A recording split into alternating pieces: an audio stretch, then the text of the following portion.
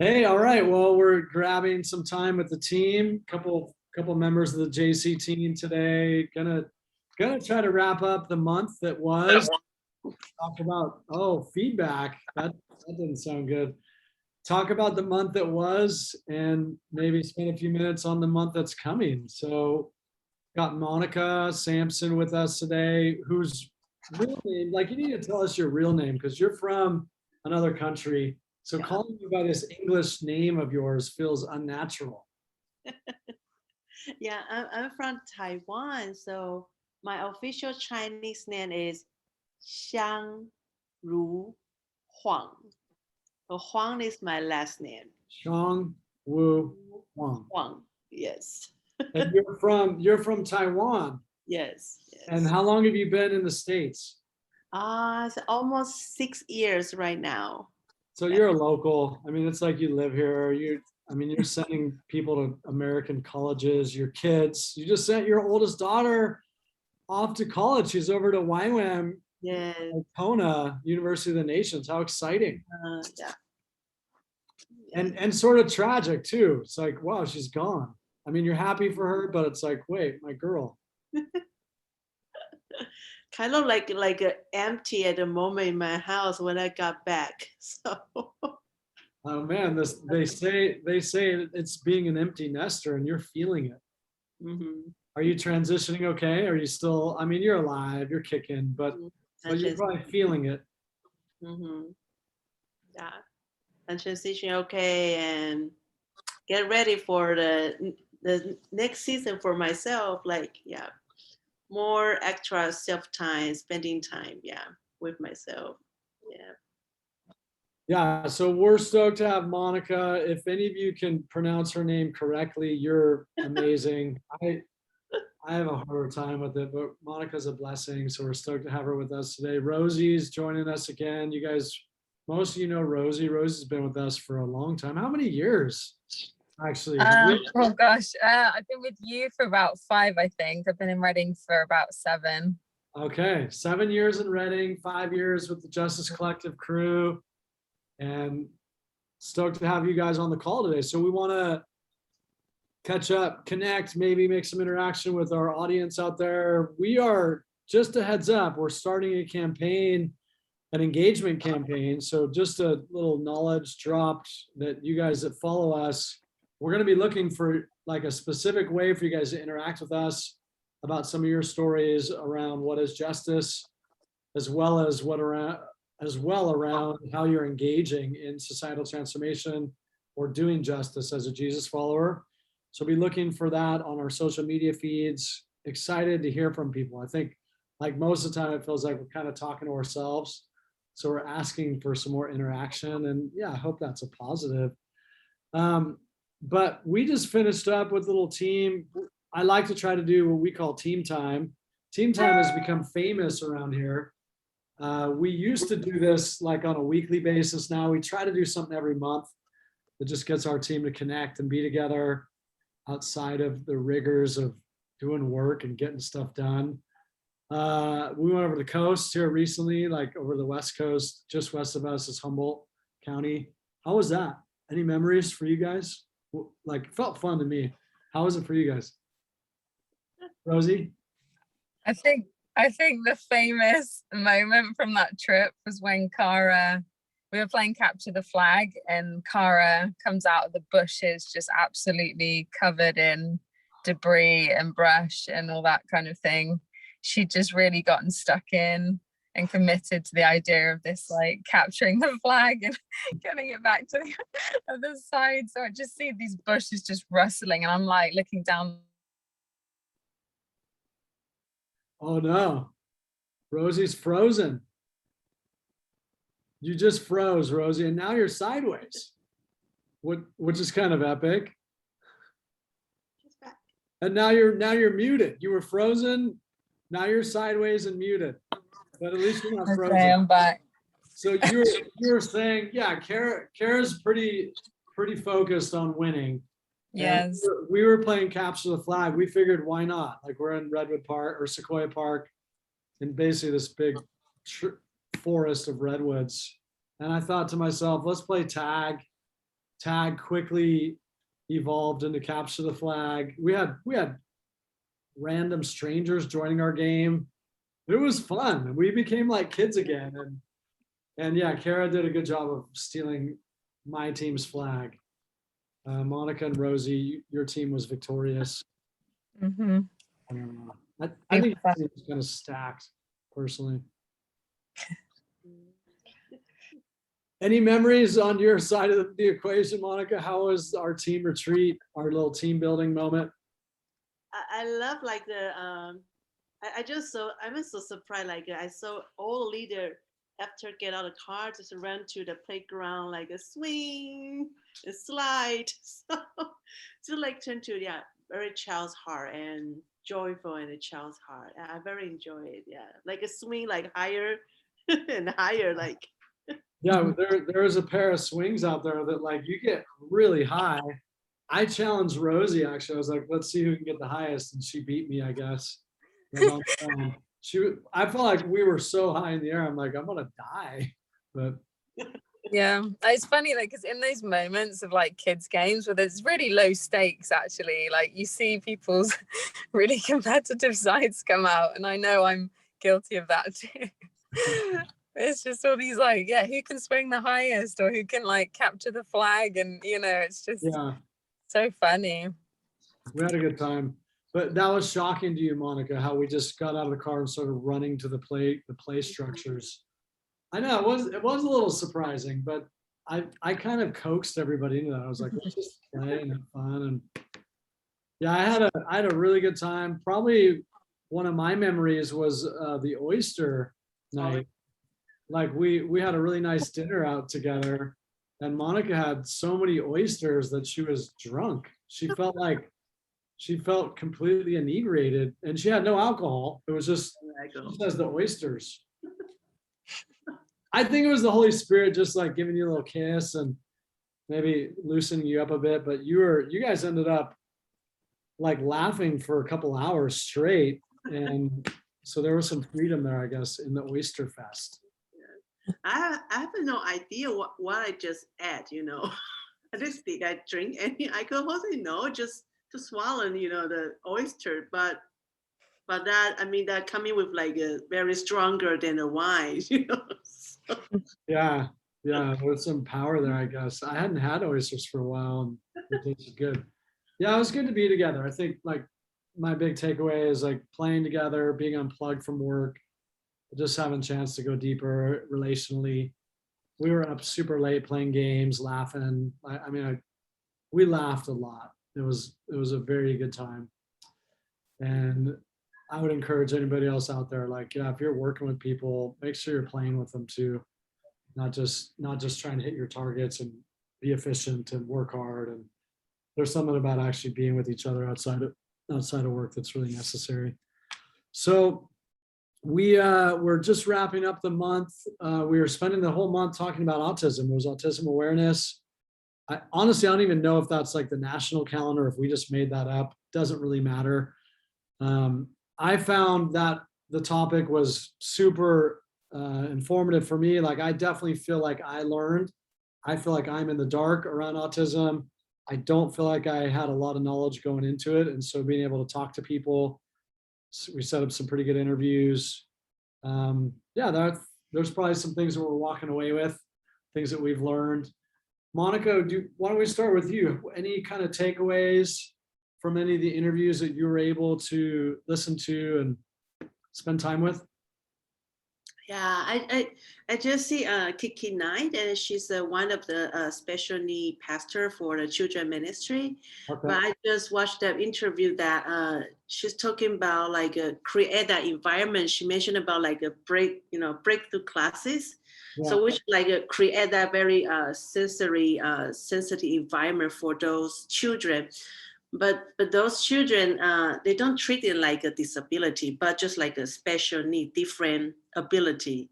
Yeah. So I really how to see her like, it's not just serving one children, but also including the whole family, because each one is so unique, and they don't want them to put them like a label or like a mark. Then they are special need. They are autism special kids. So, but like a more individually to see how the brilliant the skill they have and grow in that environment and create a safe place so they can like have that input also, but also confident to like growing every day, but not just treat them like ordinary people, but they're special. They need some special need and support.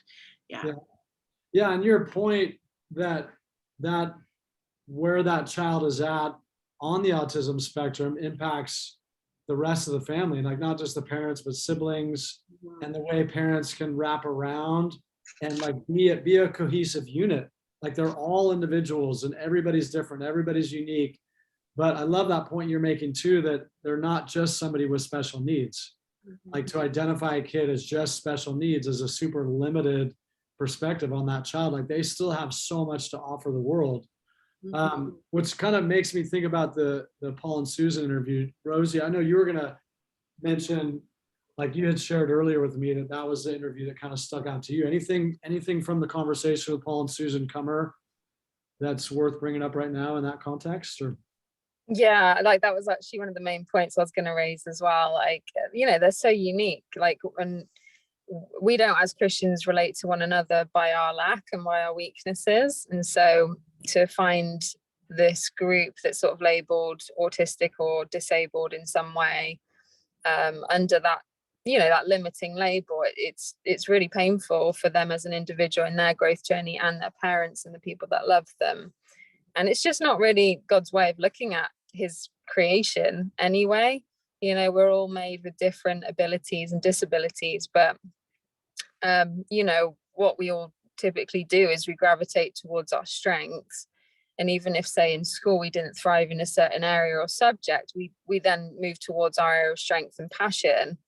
So, you know, it's not like we have to live our whole lives under a label of any kind. We just kind of outgrow that and, you know, become who we're created to be in our fullest form. So I think it's just kind of expanding that to everybody of all abilities, disabilities, labels, diagnoses, you know.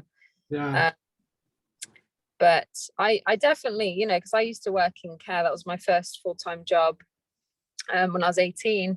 I was working in a residential home for adults with learning disabilities.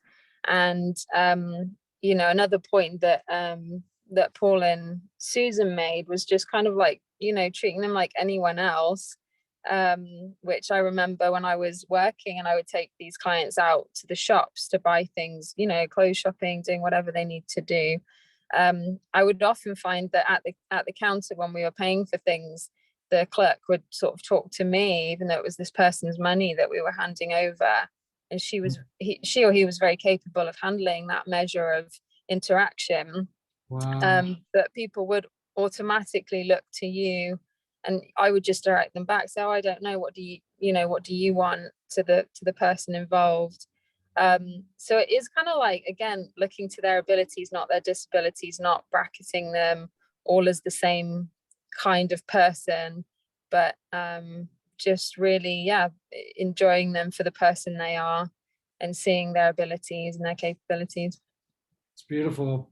Yeah, since that interview, I've you know, bumped in to a couple of parents whose children are on that spectrum, have some level of autism, special need, and I completely gleaned from that statement right there. Like, don't just interact with the parent, like talk to them.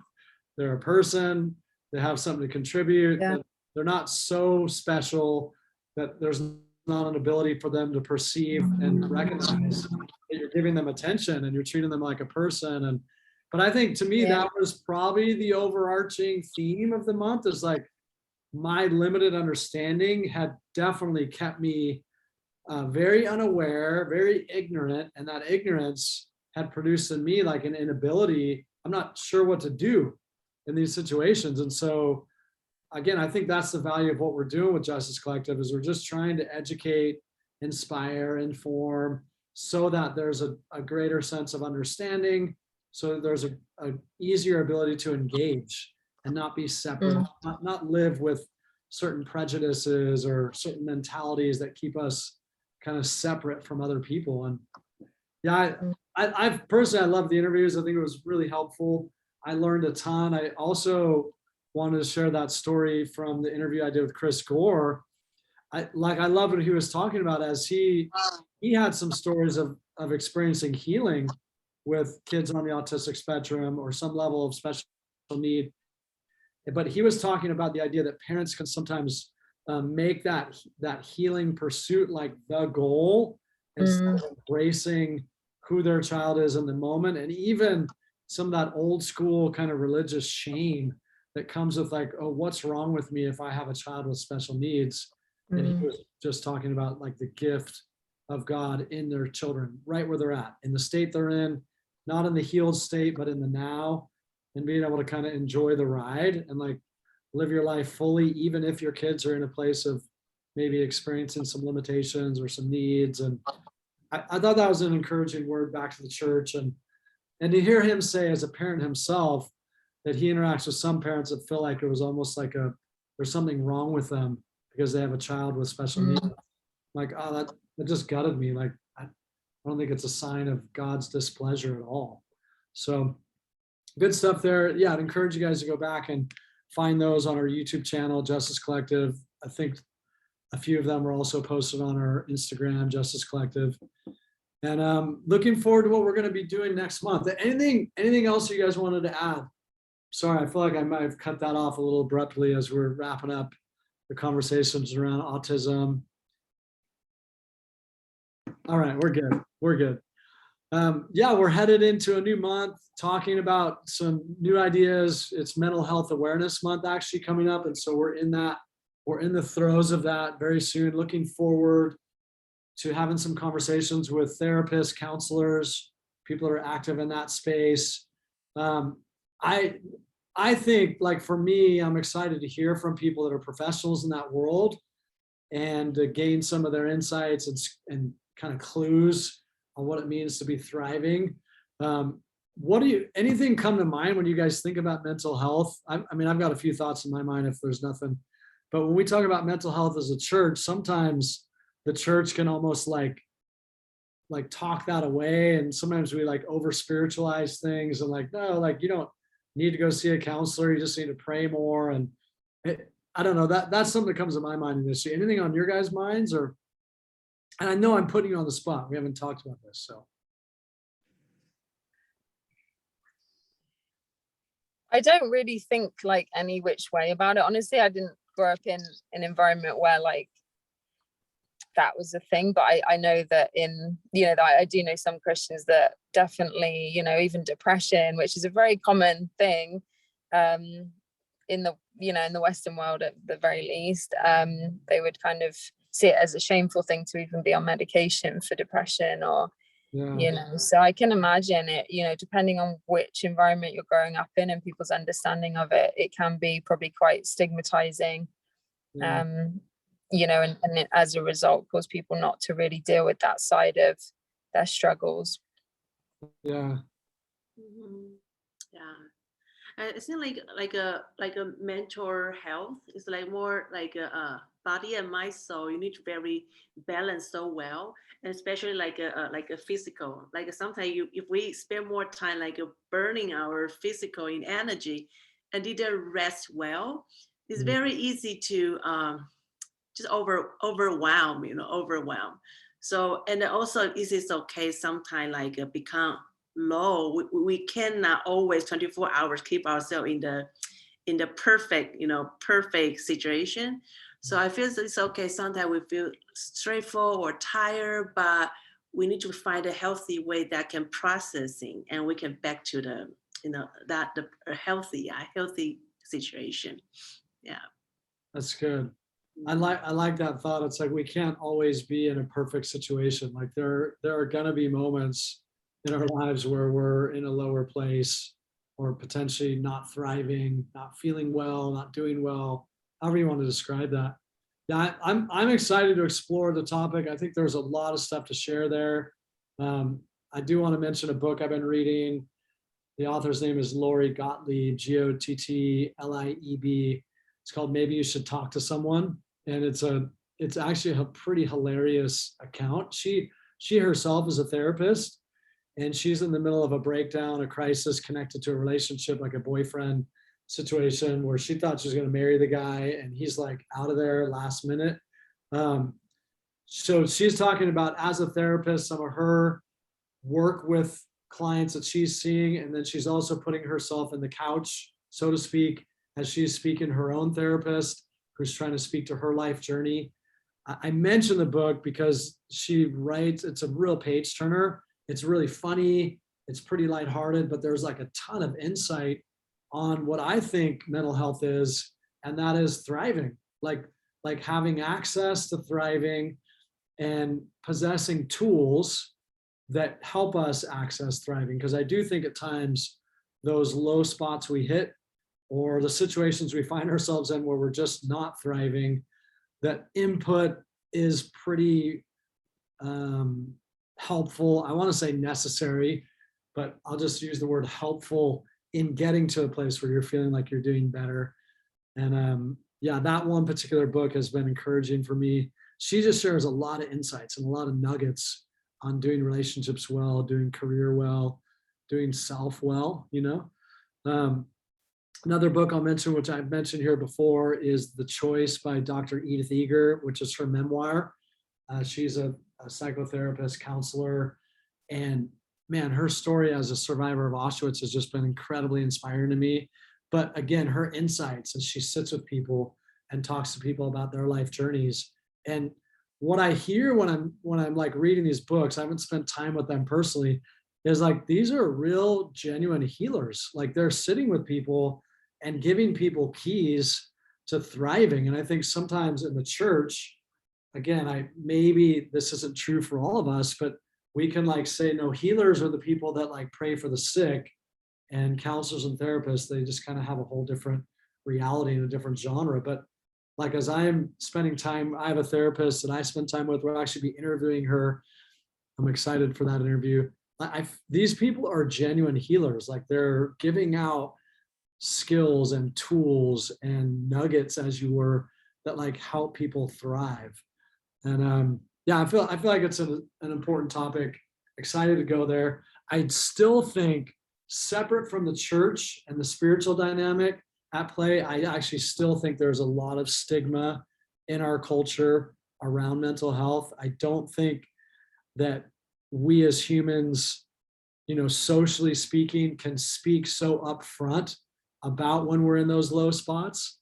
There seems to be this backlash of prejudice or judgment, or you need to just get over it, or I don't know, whatever, like all manner of negative reactions. But if we were to say, you know, like, I've got a broken leg, people wouldn't be like chiding us for having a broken leg. They'd be like, hey, you need to go get that fixed, you know? But if we talk about mental health in the same terms, it's like there's this, something's off, you know? Like, people's view is a little askew. You guys have anything to chime in on that one, or? Yeah, I think sometimes there can be like even blame attached to it. You know, if somebody's not doing well, like, oh, you're just not trusting the Lord, or you're not, there must be a hidden sin in your life, you know. Hopefully not that extreme, but it does go there sometimes, you know. So yeah, I can definitely see some of that stuff at play. Yeah, like my wife, who is she's a school counselor, so she works with children, but she's in their lives as a therapist. She kind of helped me with that years and years ago, when I was like, man, I need to see a therapist. Like, this feels bad. I wish I was better. And she said to me, she's like, really? Like, why is that bad? Like, I would just look at it like you get a chance to go to the day spa. Like, you're just going to get some soul care, and you need it. And it should be looked at as like something that's going to be refreshing. And I more had like the shame of like, what's wrong with me? Woe is me, you know? So maybe a lot of us can relate to that. I know for sure I can relate to that thought. But thankfully, I've gotten beyond that. But I don't know if I've gotten beyond it to the point where I can just like openly share my struggles. I think I'm willing to share my struggles with the right person or the right people, which I think is also healthy. Probably don't want to tell everybody what it is you're facing in your day-to-day, you know? Yeah. Anything you want to chime in on there, Monica? Just like the openness of talking when we may be down or in a more tight spot, struggling. And that's so important to be like a self-awareness, like what we need and able to co-help. So many people, they didn't realize that, oh, actually I need that. I need break or I need breathing, but they just continue pretending that, they can able to do that. But Yeah. it's really called like so much like burnout, like really, cannot overwhelm. So it's so important like to check in our heart, like how do I feel, what's my feeling, my heart, and able to co-help. Yeah, because we need each other. Yeah. That's good. Yeah, and I think mental health, like that's a big piece of the puzzle. It's not just seeing a therapist or a counselor or a doctor. Sometimes it's just the level of your ability to share with your community, connect with people that know you, open up at a level where like I feel safe here. These people are going to actually hear me. And I mean, that is kind of one of the big revelations of the value of counseling or therapy, is like just being able to talk openly about your journey and not withhold, not hide, not limit the information you're giving, but to be super open. So even that is a component of mental health.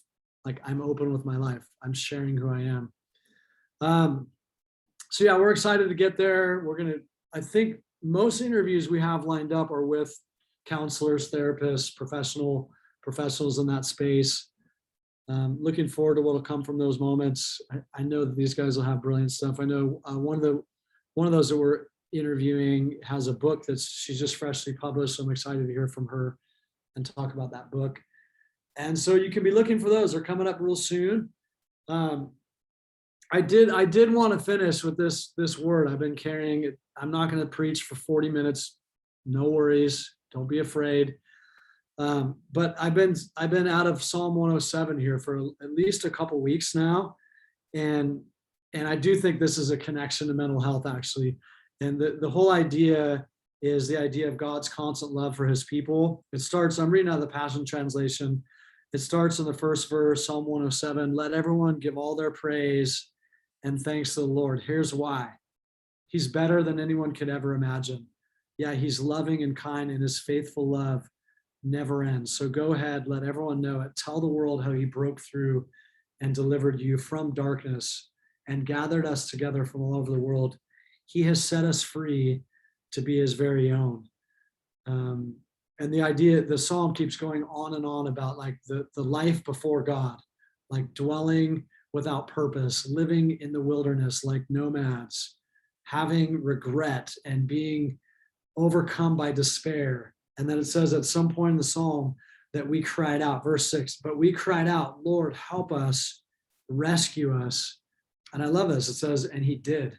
He led us into a place of safety and abundance, a suitable city to dwell in. And that, like, to me, that's just been something I've been praying and meditating on. God, when I stop and I call out to you, if there's any area where I'm feeling like it's a wilderness, or like I'm a nomad dwelling in the desert, or where regret is overwhelming me, or I'm feeling shame or feeling without purpose, any of that stuff. It's not always that heavy, but there is those moments where I'm just feeling like, wow, Lord, where are you? But when I stop and I cry out to him, like he comes, and his coming is an invitation and living in a suitable place. Like, I feel like I just want to make that declaration over people.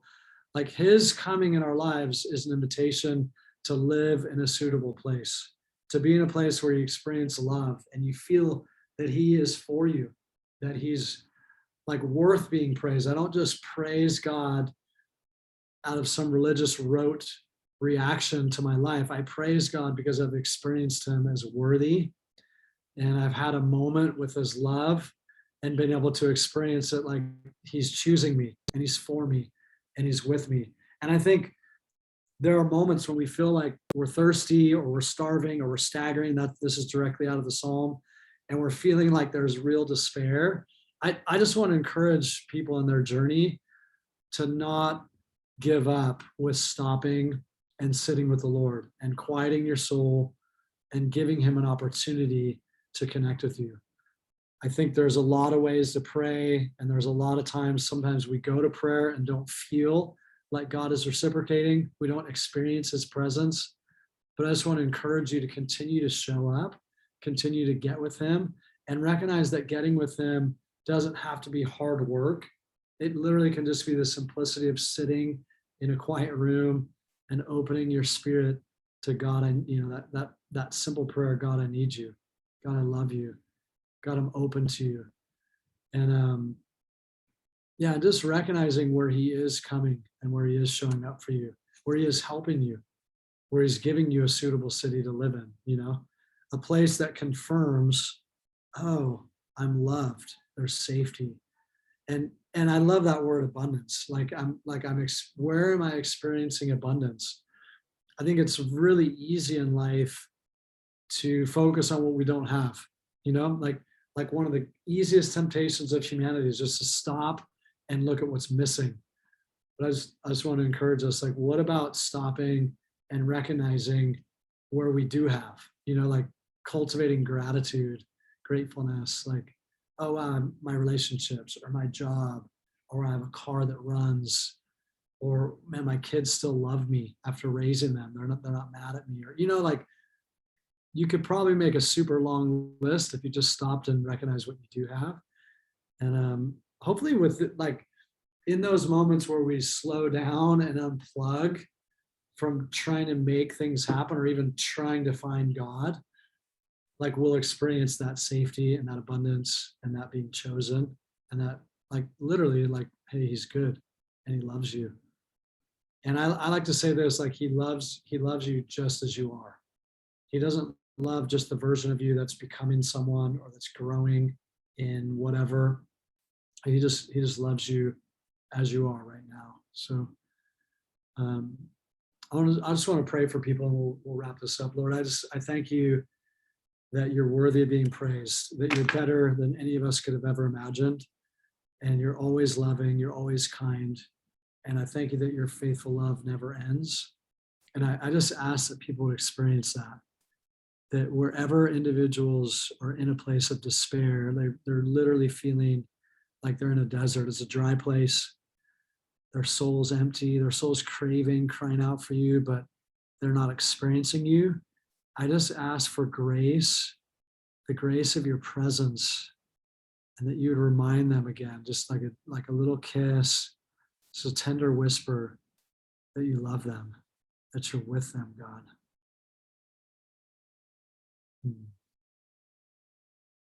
And wherever we need to, we do. We just stop and we cry out, Lord, help us. Help. Like wherever we need help, just help. And I thank you that you're answering us with a suitable city to dwell in, like a measure of abundance, God. And we give you thanks for what we do have. We thank you for the areas of our lives that are abundant right now. Things that are going well, things that are working out. The life we're experiencing in you, God. Yeah. Love you. In Jesus' name, amen. So yeah, Psalm 107, maybe that'll be something for some of you out there. It's been speaking to me. It's been a lot of life on that for me the last couple of weeks. Good to connect, good to talk with you guys. Monica, Rosie, thanks for jumping on with me.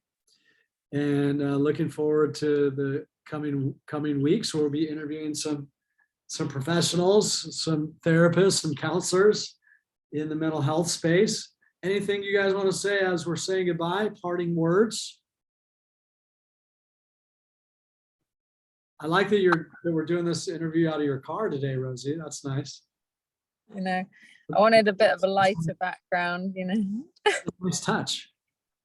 Yeah. Feeling the gale force winds out here, though. It's like my car's been rocking in the wind. Okay. We're always having some kind of weather phenomenon. Fires, wind. Yeah.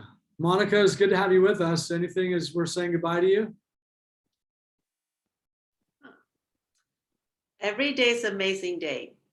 Okay, that's a good word. Every day is an amazing day. Come on. All right. Well, thanks for jumping on with us, guys. We'll see you next time. Look for those interviews coming up soon. And again, continue reaching out. Like hit us up on our Instagram, hit us up on our YouTube channel. We'd love to be getting in touch with you guys or hearing what justice looks like to you, hearing how you're engaged in forms of justice in your locale, in your region. And we'll push on that campaign coming soon. So God bless you guys. We will talk soon.